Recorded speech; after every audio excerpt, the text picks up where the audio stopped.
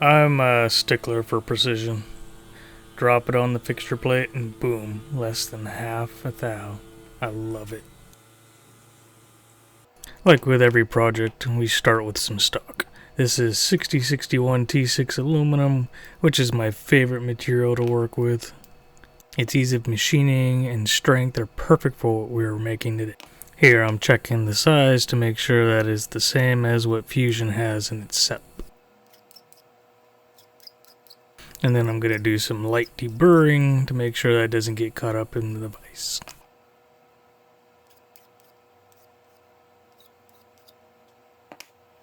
Here's the CAD model. It looks simple, but the corner controls the entire setup, so everything has to be dead accurate. And here I gotta check to make sure I'm not gonna cut into my jaws. Looks like 385 thou down from the top of the stock, so it'd be easy enough to measure.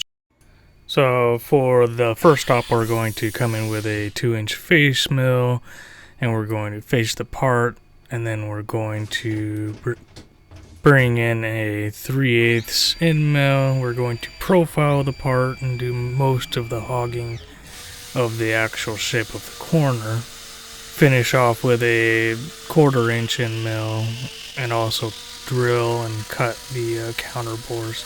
And then to end it, we're going to chamfer all the edges. Let's talk corner fences, because that is what we're making after all. They are one of the most popular workstop methods in the CNC world, and for a good reason. They give you a solid, repeatable reference point, so you're not dialing in every setup from scratch. And that matters more than people think, because every time you indicate a part, you're burning time.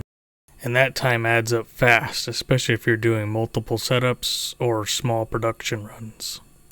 Corner fences solve that by giving you a fixed 90-degree datum. You can just push your part into position and go.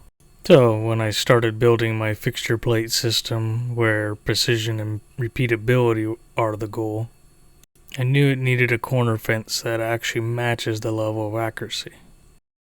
Not something that you have to tap into place, not something that's close enough, but something that drops in, bolts down, and is square right out the gate. Because if your reference isn't right, nothing else will be.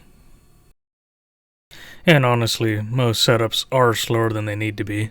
Not because the machining is slow, but because everything lined up takes time.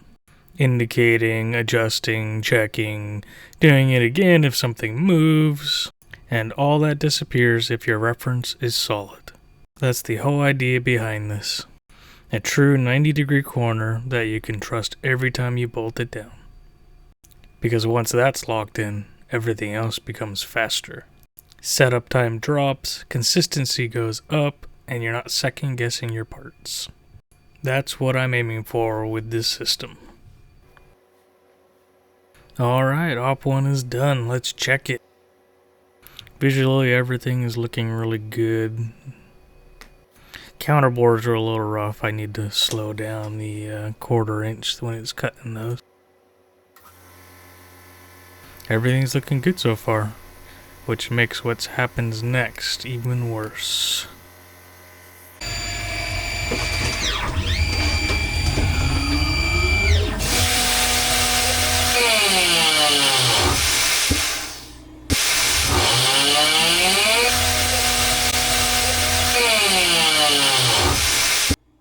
Oof, yeah, that hurt a little bit.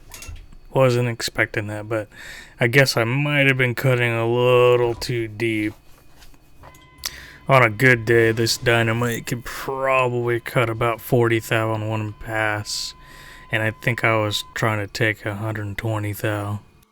Looks like I busted my insert too, so we're gonna have to take care of that right now. Big bummer.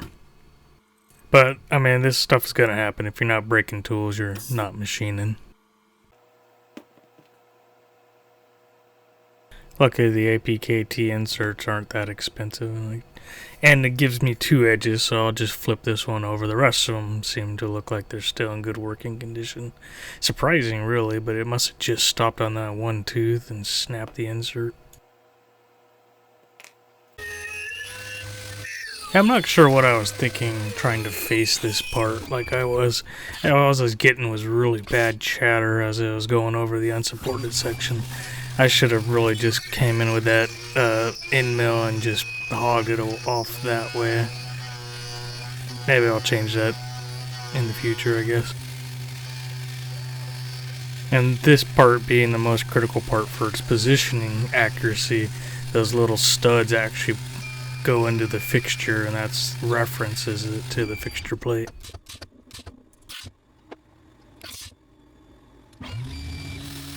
So while I was chamfering, I noticed that the holes and the chamfers didn't line up perfectly.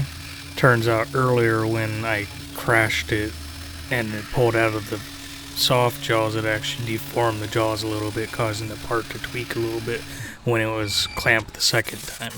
And here's the finished part. You can see in the corners is a little bit of a shadowy section, and that's where it deformed, so the chamfers weren't quite right. So I ended up making some new steel soft jaws with that same work stop built into the vice jaws set, and reran it, and it came out beautifully. I made a short earlier in the week showing machining those soft jaws if you want to check it out. And you're right back to a true 90-degree reference within half of a thousandths. Bolt it down, no dialing in, no tapping, just bolt it and run it. And at the end of the day, that's the whole point behind this system. A system where you could just bolt something down and you can trust it, and you can get right to making parts that are accurate. If you like this kind of real product building, figuring things out kind of content, consider subscribing. I've got more projects coming soon. My goal is to build this 300 square foot garage into a full-scale machining business by creating precision tools that make setups faster and more repeatable, and actually solving problems in the shop. As always, thank you for watching. I'll see you next time.